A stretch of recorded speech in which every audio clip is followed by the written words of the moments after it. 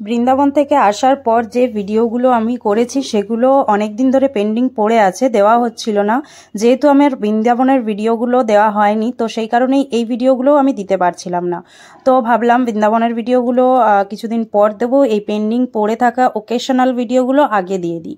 তো এখন বৃন্দাবন থেকে আমরা চলেও এসেছিলাম, আর এটা হচ্ছে তার পরের ভিডিও। আজ আমরা যাব শ্বশুর বাড়ি, মানে ওর বাড়ি যাচ্ছি, পুরুলিয়া যাচ্ছি। তো সেই কারণেই সকাল থেকে উঠে ব্যস্ততা, দেখো এখন ঘরে সমস্ত কাজ টাজ করে রেডি হয়ে এবারে যাব। আর গোপু এই ফার্স্ট টাইম যাচ্ছে। আর এই ভিডিওটা হচ্ছে হোলির আগের দিনের ভিডিও। হোলিতে ওর ছুটি ছিল 2 দিন, তো সেই কারণেই ভাবলাম এই টাইমটা ওয়েস্ট না করে এই টাইমেই ঘুরে আসি ওখান থেকে। আর এখন দেখো আমরা চলে এসেছি স্টেশনে, ভর দুপুরে বেরিয়েছি, কেননা আমাদের সন্ধ্যাবেলা মানে বিকেলবেলায় ট্রেন আছে হাওড়া থেকে।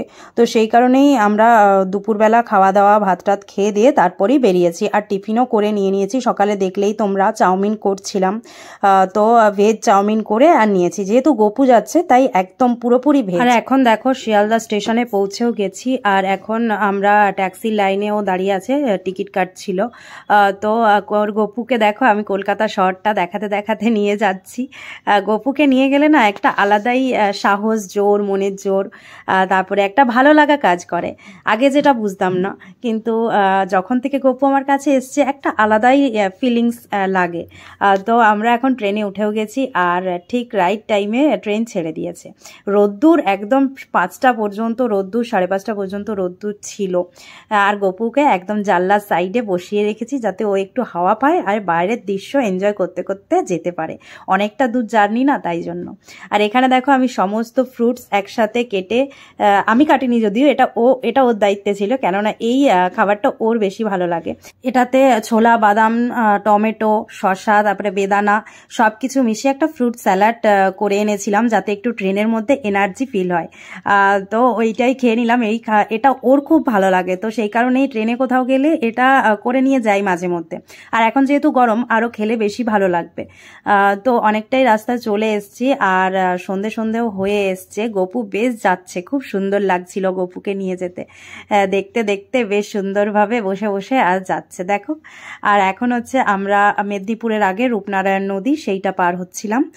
প্রায় সন্ধেও হয়ে এসছে, এবারে মেদিনীপুর ক্রস করবে। হোলিতে যেহেতু অনেক অফিসই ছুটি থাকে, তো সেই কারণেই প্রচুর মানুষ বেড়াতে যাচ্ছিল, নিজের বাড়ি যাচ্ছিল, আর ট্রেন প্রচুর পরিমাণে ভিড় হয়েছিল। তাই আমরা সিট পেতে একটুখানি প্রবলেম হয়েছিল, কেননা আমাদের হাওড়া থেকে সিট বুকিং ছিল খড়গপুর পর্যন্ত, আবার খড়গপুর থেকে আলাদা সিটে আমাদের যেতে হয়েছিল, কেননা একভাবে আমরা সিট পাইনি আদ্রা পর্যন্ত। তো সেই কারণেই দুবার ব্রেক করে করে আমরা সিট পেয়েছিলাম, একবার খড়গপুর পর্যন্ত হাওড়া থেকে, তারপর খড়গপুর থেকে আবার আরেকটা বগিতে গিয়ে আমাদের চেঞ্জ করতে হয়েছিল। আর এখন চাউমিনটাও খেয়ে নিয়েছি 8:30টার দিকে, আর এখন 9:04 বাজে। দেখো এটা হচ্ছে বাঁকুড়া স্টেশন, 8:30টায় পৌঁছানোর কথা, 9:04-এ বাঁকুড়া স্টেশন ঢুকছে।